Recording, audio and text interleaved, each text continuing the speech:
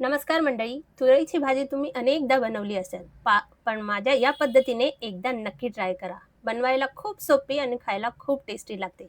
त्यासाठी मी इथे पॅनमध्ये एक 2 ते 3 चमचे तेल ॲड करून घेतलेलं आहे. त्यानंतर बारीक चिरलेला मध्यम आकाराचा कांदा आपल्याला ह्याच्यात ॲड करून घ्यायचा आहे आणि छान कांदा मऊ होईपर्यंत आपल्याला हे भाजून घ्यायचं आहे. थोडीशी वेगळ्या पद्धतीची आज आपण तुरीची भाजी याला आपण गिलका म्हणतो किंवा घोसाळी सुद्धा म्हणतात. तुमच्याकडे याला काय म्हणतात मला कमेंट करून नक्की कळवा.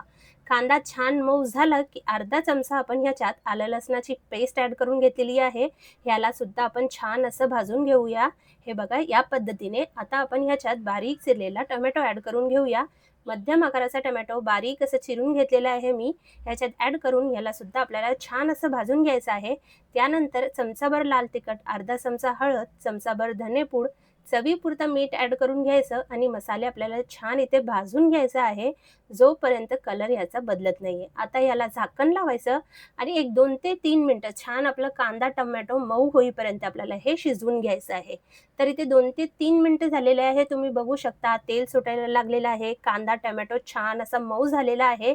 तर मंडळी आजची रेसिपी तुम्हाला जरी आवडली असेल तर प्लीज एक लाईक करायला विसरू नका आणि तुम्ही कोणत्या देशातून, कोणत्या राज्यातून किंवा कोणत्या प्रदेशातून ही रेसिपी बघताय मला कमेंट करून नक्की कळवा, म्हणजे मी तुमचे आभार मानू शकेल. आता इथे मी तुरईला एक छोटे-छोटे असे तुकडे करून घेतलेले आहे, कट करून घेतलेले आहे तुम्ही बघू शकता. ह्याच्यात आपल्याला ॲड करून घ्यायचं आहे. छान असं मसाल्यामध्ये मिक्स करून घ्यायचं आहे. त्यानंतर 2 चमचे इतकं भाजलेल्या शेंगदाण्याचा कूट आपल्याला ह्याच्यात ॲड करून घ्यायचा आहे. पुन्हा एकदा छान आपल्याला मिक्स करून घ्यायचं आहे. त्यानंतर 2 चमचे इतकं मी इथे मूग डाळ एक 10 ते 15 मिनिटं छान असे धुवून भिजवून ठेवले होते. ते आपल्याला पाण्याबरोबरच ह्याच्यात ॲड करून घ्यायचं आहे. डाळ आधीच मी स्वच्छ धुवून घेतलेली होती. भिजायचं जे पाणी ह्याच्यात होतं त्याच्या बरोबरच मी ह्याच्यात ॲड करून घेतलेलं आहे.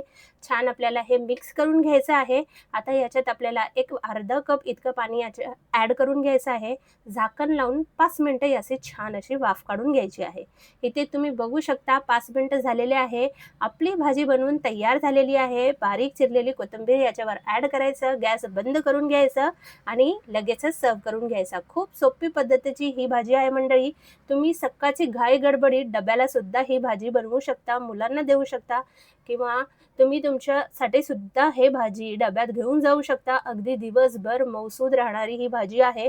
खायला अगदी भारी लागते. तर कशी वाटली मंडळी आजची रेसिपी कमेंट करून नक्की कळवा.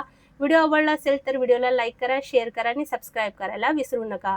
तर चला पुन्हा भेटूया. अशी छान-छान रेसिपी मी तुमच्यासाठी घेऊन येत राहणार आहे. तोपर्यंत मस्त खा, स्वस्त रहा आणि सर्वात महत्त्वाचं म्हणजे आनंदी रहा. धन्यवाद.